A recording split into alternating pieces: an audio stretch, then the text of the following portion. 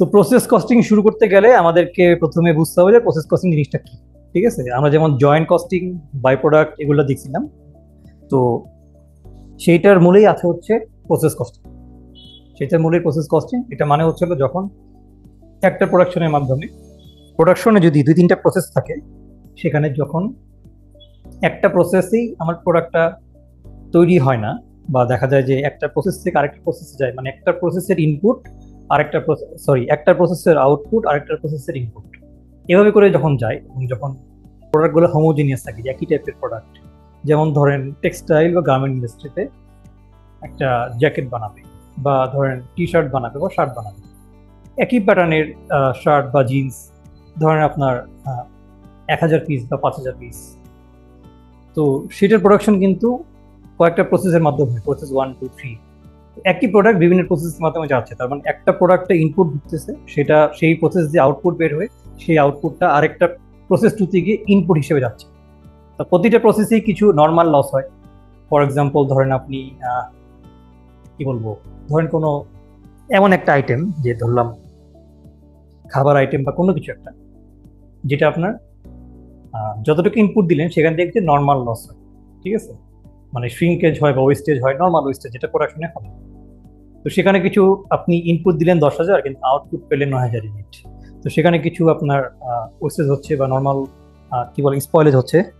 দেন কিছু abnormal loss বা abnormal gain হতে পারে, যে আপনার নর্মালি একটা প্রোডাকশন আপনি অ্যানালাইসিস করে দেখলেন যে 10,000 ইউনিট দিলে, 10,000 ইউনিট ইনপুট দিলে 9,000 ইউনিট উৎপাদন হয়, কিন্তু সেখান থেকে 9,200 ইউনিট হয়। তাহলে এই যে এক্সিড করলো 9,000 থেকে 9,200 ইউনিট, কারণ আমি আমি তো জানি যে 1,000 ইউনিট লস হবে, নর্মাল লস, কিন্তু আমার নর্মাল লস কম হয়ে অ্যাবনর্মাল একটা গেইন আসে। তাহলে 200 ইউনিটটা হচ্ছে আমার অ্যাবনর্মাল গেইন। আবার দেখা যাচ্ছে আমি 10,000 ইউনিট ইনপুট দিলাম, আমার আউটপুট আসার কথা 9,000 ইউনিট, কারণ আমি ধরে নিলাম 1,000 ইউনিট হচ্ছে আমার নর্মাল লস, কিন্তু আমার আউটপুট আসলো 8,700 ইউনিট। তাহলে এই যে 300 ইউনিট আরো কম আসলো নর্মাল লস বাদ দেওয়ার পরেও, এটা হচ্ছে অ্যাবনর্মাল লস। এই জিনিসগুলো একটু ঘাটাঘাটি করতে হবে, বুঝতে হবে যে এটার কোন মানে প্রসেস কস্টিং এর ক্ষেত্রে ট্রিটমেন্টটা কি হবে। দেন আরেকটা জিনিস আসছে, সেটা হচ্ছে হলো যে প্রফিট। ধরেন যদি প্রতিটা প্রোডাকশন প্রসেস বা প্রোডাকশন ডিপার্টমেন্ট প্রফিট সেন্টার হয়, যেমন ধরেন গার্মেন্টস থেকে ধরলাম, একটা হচ্ছে কাটিং, কাটিং প্রোডাকশন ডিপার্টমেন্ট, আর একটা হচ্ছে swing production department. Cutting production department ঠিক মতো কেটে টেটে সবকিছু ফাইনালাইজ করে দিয়ে দেয়।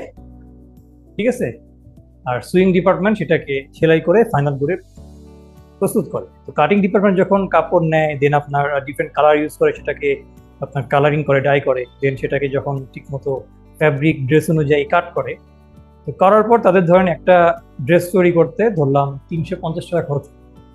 তো কোম্পানির পলিসি অনুযায়ী কাটিং যে প্রোডাকশন ডিপার্টমেন্টটা, সেটাও একটা প্রফিট সেন্টার, তার একটা কেপিআই আছে, তার পারফরমেন্স মেজার হয়। আবার সুইং যে ডিপার্টমেন্টটা, যারা সেলাই করে বা ফাইনাল প্রোডাক্টটাকে আপনার অ্যাসেম্বল করে, তাদেরও একটা কেপিআই আছে, তাদের পারফরমেন্স আছে। তো এটা কিভাবে মেজার হবে? এটা বিভিন্নভাবে মেজার হতে পারে, যে টাইমলি ডেলিভারি দিতে পারতেছে কিনা, নাম্বার অফ ওয়েস্টেজ কত, দেন আপনার কোয়ালিটি ইন্সপেকশন ইস্যুতে প্রোডাক্টের quality up to the mark হয় নাই, এরকম রেশিও কত। এছাড়াও হতে পারে হচ্ছে প্রফিট। ঠিক আছে, যে আপনার কাটিং ডিপার্টমেন্ট যখন প্রোডাকশন করবে, তখন সে তো আরেকটা প্রোডাকশন ডিপার্টমেন্টকে দিবে। তো সে তার যে কস্ট, সেই কস্ট থেকে সে কেন দিবে, সে তখন আপনার তার উপর একটা প্রফিট অ্যাড করবে। বা এটা হতে পারে ধরেন এরকম যে একটা গ্রুপ অফ কোম্পানিজের আন্ডারে 7-8টা কোম্পানি আছে।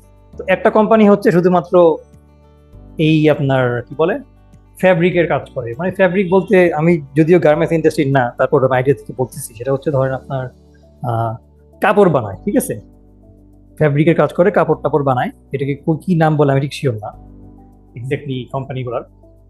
তো তারা একটা কোম্পানি কাপড় বানায়, খুব সম্ভবত স্পিনিং বা মানে কিছু একটা হবে এই টাইপের, মানে সুতা থেকে কাপড় বানায়। তাহলে গ্রুপ অফ কোম্পানিজ হচ্ছে গার্মেন্টস কোম্পানি, তারা শুধু গার্মেন্টস নিয়ে ডিল করে, তাদের একটা কোম্পানি আছে কাপড় বানানোর জন্য। তো যে কোম্পানিটা কাপড় বানাবে, সেই কোম্পানির কাপড়টা নিয়ে আরেকটা কোম্পানি, তার গ্রুপের আন্ডারে আরেকটা কোম্পানি সেটা দিয়ে ড্রেস বানাবে। তাহলে ওই কোম্পানি তখন একটা প্রফিট নিয়ে বেচবে। এই জিনিসগুলো টুকটাক এখানে থাকবে। তো প্রথমেই প্রসেস কস্টিং জিনিসটা আমাদের বুঝতে হবে। প্রসেস কস্টিং জিনিসটা, এইটা বুঝতে গেলে আমরা জিনিসটা আগাই আস্তে আস্তে। So process costing is a method of costing applied in industries engaged in continuous or mass production, যারা কন্টিনিউয়াস আর মাস প্রোডাকশন করে।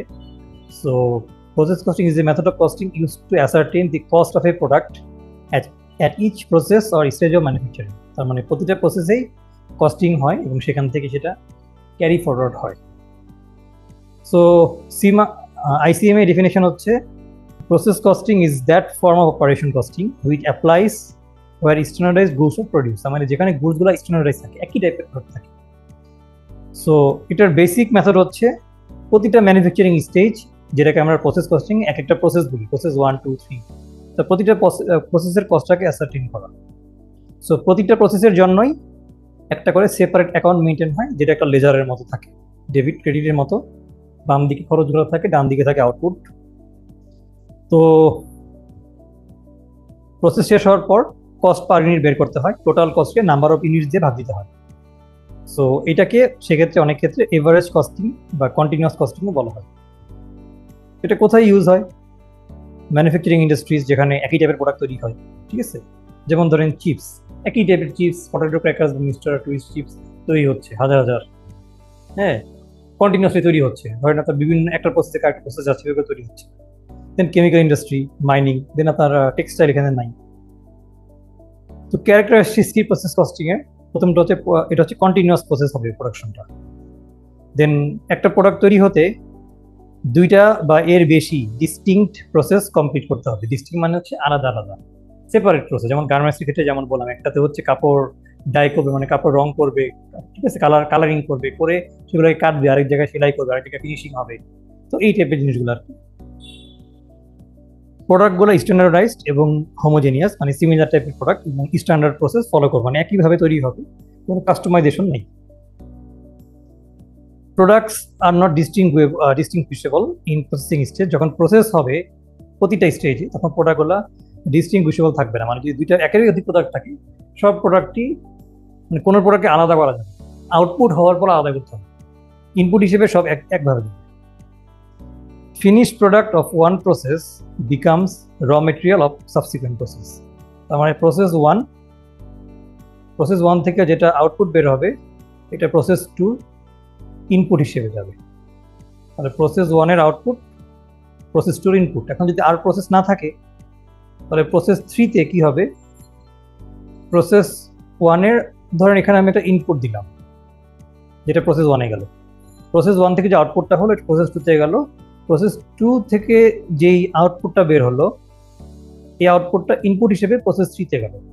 কারণ প্রসেস 3 পর আর কোনো প্রসেস নাই, তাহলে প্রসেস 3 হবে হচ্ছে ফিনিশ গুডস। সো এখানে material cost, labour cost and overhead কস্টগুলো চার্জ করা হয় এবং এটা প্রসেসের জন্য বুক করা হয়। তার মানে একটা প্রোডাকশন প্রসেসের জন্য আমার লেবার কস্ট কত লাগলো, মেটেরিয়াল কস্ট কত লাগলো এবং ওভারহেড কস্ট কত লাগলো, এটা প্রতি প্রসেসের জন্য আলাদাভাবে ট্র্যাক করে সেই প্রসেসের জন্য বুক করা হয়। অন্য প্রসেস যেটা আপনার কনভার্ট করা হয় না, বা আপনার কি বলে মুভ করা হয় না, চার্জ করা হয় না। অ্যাডভান্টেজেস, এটা ইজি টু কম্পিউট, যেহেতু এভারেজ কস্টিং এর মতো একটা কনসেপ্ট আমরা পাই, কারণ প্রোডাক্টগুলো হচ্ছে homogeneous. So it is possible to ascertain the process cost at short interval. যেহেতু আমরা দেখা দেখেছি যে এখানে প্রতিটা প্রসেসের জন্যই আলাদা আলাদা করে কস্ট ট্র্যাকিং করি, সেক্ষেত্রে কমপ্লেক্স ক্যালকুলেশন এর প্রয়োজন পড়ে না। সেক্ষেত্রে দেখা যায় যে খুব সহজে চাইবা মাত্রই এই প্রসেসের জন্য কত কস্ট হয় বা হচ্ছে, বা স্ট্যান্ডার্ড কস্ট কত, এটা আমরা বের করে ফেলতে পারি। সেটা সিম্পল এবং লেস এক্সপেন্সিভ দেন জব কস্টিং। কারণ জব কস্টিংয়ে কি হয়? জব কস্টিং হচ্ছে, আমরা জানি এটা হচ্ছে কাস্টমাইজড প্রোডাক্টের জন্য, যেখানে প্রতিটা জব অর্ডারের জন্য, এটা জব কস্টিং হোক, ব্যাচ কস্টিং হোক বা কন্ট্রাক্ট কস্টিং হোক, প্রতিটা কাজের জন্য আমাদেরকে আলাদাভাবে সব কিছু মেনটেন করতে হয়, যে এই কাজের জন্য কত ঘন্টা লেবার আওয়ার গেল, কতটুকু ওভারহেড গেল, প্রতিটা জবের জন্য আলাদা আলাদা ট্র্যাক করতে হবে, কারণ প্রতিটা প্রোডাক্ট আলাদা আলাদা। কিন্তু এখানে যেহেতু প্রসেস কস্টিংয়ে সব প্রোডাক্ট একই, সেই জন্য হাজার হাজার পিস তৈরি করলেও মানে আমার প্রোডাকশন যতই হোক, প্রোডাকশন যেহেতু একটা প্রসেস দিয়ে যায়, আমার এখানে অনেক প্রোডাক্ট থাকতে পারে, একের অধিক প্রোডাক্ট থাকতে পারে, কিন্তু আমার একই প্রসেসের মাধ্যমে প্রোডাক্টগুলো বের হয়ে কোনোটা প্রসেস 2 তে বিক্রি হয়ে যায়। আমরা যেমন জয়েন্ট কস্টিংয়ে দেখছি, কোনোটা প্রসেস 3 তে বিক্রি হয়ে যায়, এভাবে করে। তার মানে সহজ, কস্টিং করা। Then by evaluating the performance of each process effective management control is possible. তার মানে আমরা যখন অন্যান্য কস্টিংগুলো করি সেখানে ইন্ডিভিজুয়াল প্রসেস ধরে কাজ করা হয় না, যেমন অ্যাক্টিভিটি বেস কস্টিং ফুল প্রোডাকশনের যতগুলো প্রসেসই থাকুক একটা প্রোডাক্ট তৈরি করতে কি কি অ্যাক্টিভিটি পারফর্ম করা হয় সেগুলো নিয়ে কাজ করে। Job order costing specific job নিয়ে কাজ করে। তো এটা যেহেতু প্রোডাকশন প্রসেস নিয়ে কাজ করে, তার মানে যদি 3টা প্রসেসের মাধ্যমে হয়, 3টা স্টেপের মাধ্যমে, তাহলে 3টা স্টেপের জন্য আলাদা আলাদা কস্টিং হবে। তাহলে প্রতিটা একটা প্রোডাক্ট বানাতে যদি 3টা প্রসেস মেনটেন করা হয় তাহলে 3টা প্রসেসেরই আলাদা আলাদা অ্যাকাউন্ট থাকবে এবং কত কস্ট ইনকার হচ্ছে এটা থাকবে। তাহলে কোন প্রসেসে কস্ট বেশি ইনকার হচ্ছে, কোন প্রসেস ইনএফিশিয়েন্ট, কোন প্রসেসের কারণে প্রোডাক্টের পার ইউনিট কস্ট বেড়ে যাচ্ছে, এই জিনিসগুলো বের করা সহজ হয়। তো সে কারণে ম্যানেজমেন্ট কন্ট্রোল এস্টাবলিশ করা ইজি। সো কিছু ডিসঅ্যাডভান্টেজেস আছে। প্রথমটা হচ্ছে হলো আপনার valuation of work is difficult, যেটা হচ্ছে WIP। তো প্রসেস কস্টিং এর ক্ষেত্রে আমরা যেহেতু এভারেজ কস্টিং করে যেই মানে প্রসেস কস্টিং এর কনসেপ্ট হচ্ছে হলো যে প্রোডাক্টগুলো প্রোডাকশন হয়ে গেছে, কমপ্লিট প্রোডাকশন করলো, সেইগুলার কস্টগুলোকে আমরা বের করে কস্ট পার ইউনিট বের করে পরের প্রসেসে কনভার্ট করি। কিন্তু যেগুলো স্টিল আনফিনিশড সেগুলোকে আমরা আনফিনিশড অবস্থায় রেখে দিই, যখন প্রোডাকশন হয় তখন আমরা সেটাকে আবার পরের প্রসেসে কনভার্ট করে কস্টটা ক্যালকুলেট করি। এক্ষেত্রে দেখা যায় ওয়ার্ক ইন প্রোগ্রেসের যে ভ্যালু এটা বের করা ডিফিকাল্ট, তখন আবার অ্যাডিশনাল কাজ করতে হবে, অন্য মেথড ফলো করতে হবে। দেন লস, ওয়েস্টেজ, স্ক্র্যাপ এগুলো যে হয় এগুলো ভ্যালু করা ডিফিকাল্ট, কারণ এখানে একটা এভারেজ মানে প্রসেস কস্টিং এ যেটা হয় একটা এভারেজ ভ্যালু ক্যালকুলেট করার পর সেই অনুযায়ী একটা ফর্মুলা অনুযায়ী আর কি এই জিনিসগুলো ক্যালকুলেট করা হয়, প্লাস মাইনাস যোগ বিয়োগ গুণ ভাগ করে। তো অ্যাকিউরেটলি এই এতটুকু কোয়ান্টিটি, দেন কতটুকু কনজিউম হলো লেবার, দেন ওভারহেড, এই এতটুকু কোয়ান্টিটি নষ্ট হলো, এটার অ্যাকিউরেট ক্যালকুলেশনটা আসলে ওভাবে করে করা হয় না। এটাকে ধরেন আপনার একটা অ্যাজাম্পটেড ভ্যালু ধরা হয়। দেন জয়েন্ট প্রোডাক্ট অ্যান্ড বাই প্রোডাক্টের ক্ষেত্রে আমরা যেটা দেখছি অ্যাপরশনমেন্ট অফ কস্ট। এই অ্যাপরশনমেন্টটা আপনার যেটা পড়ছিলাম সেটা হচ্ছে হলো আরবিট্রারি ভাবে করা হয়, তার মানে কোনো মানে কি বলবো অ্যাক্টিভিটি বেস কস্টিং যেভাবে ফলো করে যে এই কাজের জন্য এতটুকু রিসোর্স ইউজ হলো তাই এতটুকু কস্ট এখানে কেন, সেই অনুযায়ী আসলে ওভারহেড আমরা যেভাবে অ্যালোকেশন করলাম সেই অনুযায়ী আসলে অ্যালোকেশনটা হয়। অ্যালোকেশনটা হয় বিভিন্ন ধরেন থিওরিটিক্যাল কনসেপ্ট অনুযায়ী, যেমন সেলিং প্রাইস অনুযায়ী বা প্রোডাকশন অনুযায়ী বা ধরেন আপনার নেট রিয়েলাইজেবল ভ্যালু অনুযায়ী। তার মানে ডিরেক্ট যে অ্যাপরশনমেন্টটা মানে অ্যাকুরেট অ্যাপরশনমেন্ট সেটা আসলে হয় না। দেন প্রসেস কস্টিং একটা এভারেজ কস্ট ক্যালকুলেট করে যেটা 100% অ্যাকুরেট না, এবং এটা হিস্টোরিক্যাল কস্ট নিয়ে নর্মালি কাজ করে। ঠিক আছে, যে আমার প্রোডাকশন হয়ে গেছে এরপর আমি কস্টটা নিয়ে কত কস্ট পড়লো এই প্রসেসে, প্রতিটা প্রসেসে সেটা আমি কাজ করি। প্রসেস কস্টিং হিস্টোরিক্যাল কস্ট নিয়ে কাজ করে। প্রসেস কস্টিং থেকে তথ্য নিয়ে আমরা ফিউচারে কাজে লাগাতে পারি যে হিস্টোরিক্যালি এত রেজাল্ট আসছে, কিন্তু এটা নর্মালি আমার হিস্টোরিক্যাল কস্ট নিয়ে কাজ করি, মানে যেটা আমার ডেটারে আমার প্রোডাকশন হয়ে গেছে, এখন আমি বা আপনার আজকে প্রোডাকশন হয়ে গেল, আজকের এই প্রসেসের কস্টটা কত, ডেইলি, উইকলি, আওয়ারলি যেভাবে করে চাই করি।